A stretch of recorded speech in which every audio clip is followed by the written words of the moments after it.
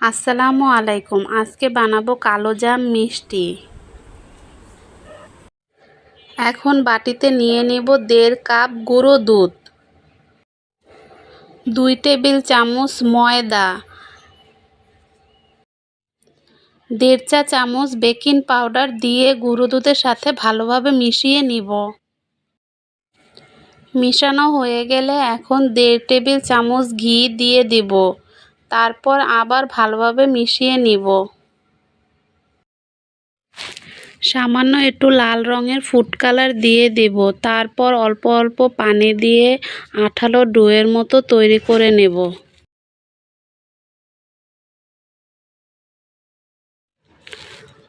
ডোটা এরকম আঠালো হবে।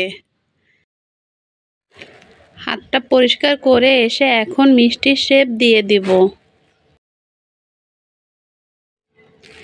মিষ্টিগুলো আপনার পছন্দ মতো বানিয়ে নেবেন।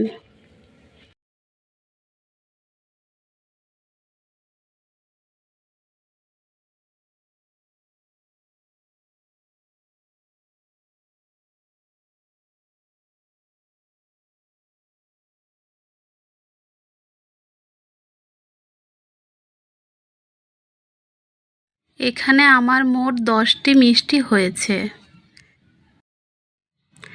এখন চুলায় একটা কড়াই বসিয়ে পর্যাপ্ত তেল ঢেলে দেব। তেলটা যখন কুসুম গরম হবে তখন মিষ্টিগুলো সব দিয়ে দেব।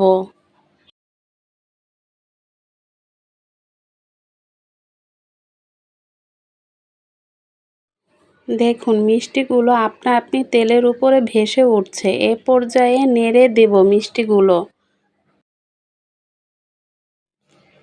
15 মিনিটের মতো মিষ্টিগুলো মৃদু আঁচে ভেজে নেব।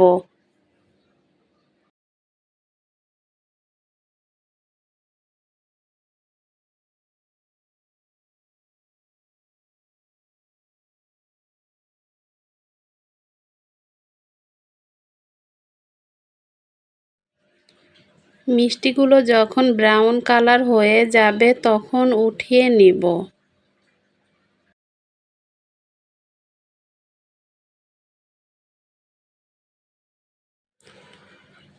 এখন একটি কড়াইতে 1.5 কাপ চিনি, 3 কাপ পানি দিয়ে দেব। চিনিটা ফুটে উঠলে তখন মিষ্টিগুলো দিয়ে দিব।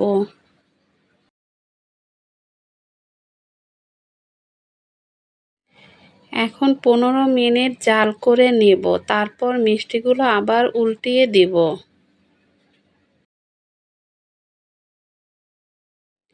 মিষ্টিগুলো উল্টানো হয়ে গেলে আবার 5 মিনিটের জন্য ঢেকে দেব। এখন মিষ্টিগুলো ঠান্ডা হওয়া পর্যন্ত অপেক্ষা করব। তারপর গুঁড়ো দুধের সাথে মিষ্টিগুলো গড়িয়ে পরিবেশন করব। দেখুন তো মিষ্টিগুলো ফুলে ডাবল হয়ে গিয়েছে। এগুলো দেখলে বোঝাই যায় না যে এগুলো ঘরে তৈরি হয়েছে। মনে হয় মিষ্টির দোকান থেকে কিনে নিয়ে এসেছি।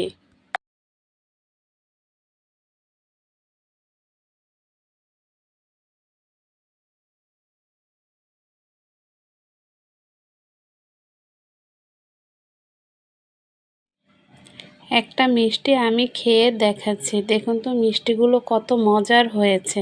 এভাবে আপনার বাড়িতে বানিয়ে নিতে পারেন।